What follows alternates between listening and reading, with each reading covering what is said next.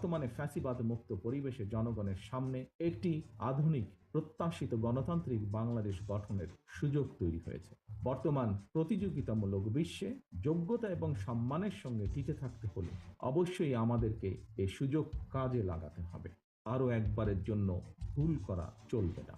সুতরাং জনগণের বাংলাদেশে জনগণের সরাসরি ভোটে জনগণের প্রতি জবাবদিহিমূলক নির্বাচিত গণতান্ত্রিক সরকার প্রতিষ্ঠা করে লাখো শহীদের কাঙ্ক্ষিত একটি ইনসাফ ভিত্তিক গণতান্ত্রিক মানবিক বাংলাদেশ গড়ার মধ্য দিয়েই শহীদদের প্রতি আমাদের ঋণ পরিশোধের এখনই সময়।